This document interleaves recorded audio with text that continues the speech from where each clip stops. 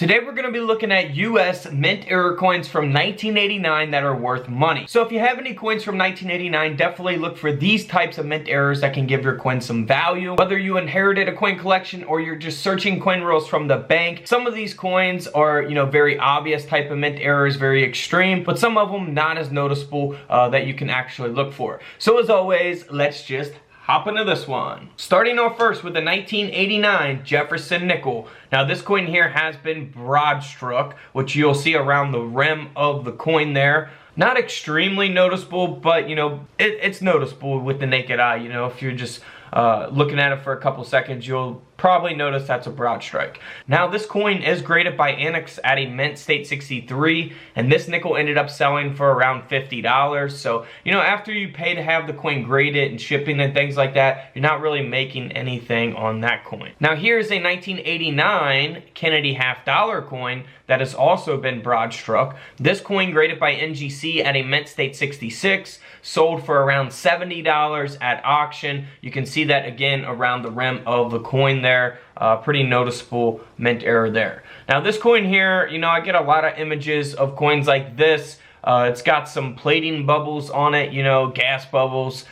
This coin ended up selling for around 30 bucks. So again, you're not going to make any money on grading that coin after you pay to have it graded and shipping and things like that. So you'll see that there on the obverse of the penny from 1989. This coin is graded by Annex at a mint state 63 red, and we'll see that there on the reverse as well. So 30 bucks for that penny.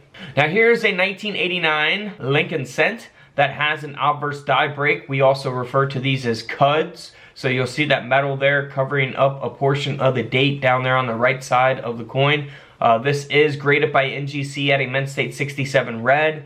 So nice grade. The coin sold for around 90 bucks in this condition with this type of mint error. On the reverse, you'll see it faded out there on the opposite side of where that cut is. So you always can look for those on all kinds of different coins, not just pennies. And some will be smaller than this, some could be a lot larger than this and take up a large portion of the coin, and those tend to sell for some pretty good money when you get really large cuds.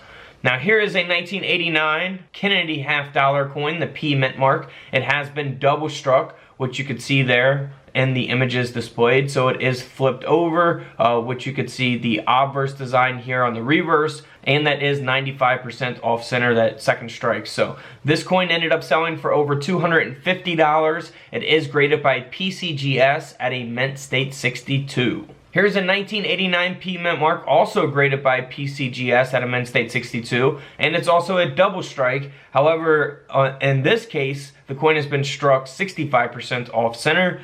So pretty nice mint error there. Probably not finding that in a coin roll, but this coin did sell for over $820. Now here is a nice Jefferson Nickel from 1989, graded by NGC at a mint state 64.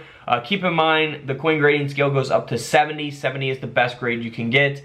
This coin has been broad struck and multi-struck, so pretty awesome mint error there. This coin ended up selling for $180 at auction. Moving right along to a 1989 Roosevelt Dime. Here on the reverse, it looks very normal. However, here on the obverse, we see the inner copper layer of the coin because it's missing that outer clad layer. And that's why it only weighs 1.9 grams. So this mint error coin, graded by NGC at a mint state 64, ended up selling for around $90. Here is a 1989 P mint mark Jefferson Nickel that has been struck 55% off center. Now, of course, you can find off centers and coin rolls. Of course, they're rare. That's why they're called rare coins. They're rare to find. It doesn't always have to be this off center. You can look for a coin that's been struck 5 or 10% off center. Those are, going to get passed up a lot more than something like this that is very obviously struck 55% off center.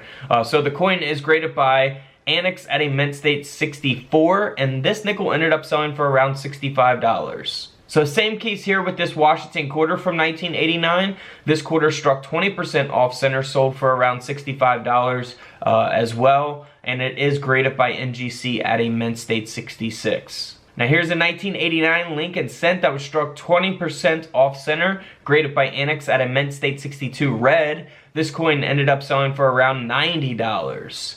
90 bucks. And then here's a 1989 D mint mark, struck a lot more off center, 70% off center here, graded by PCGS at a mint state 65 red. This penny ended up selling for around 65 bucks also. A lot of $65 coins there. Now here's a much more expensive coin, very, very rare coin. You know, we have looked at pictures, numerous different pictures, numerous different coins like this in all kinds of different dates, not just 1989.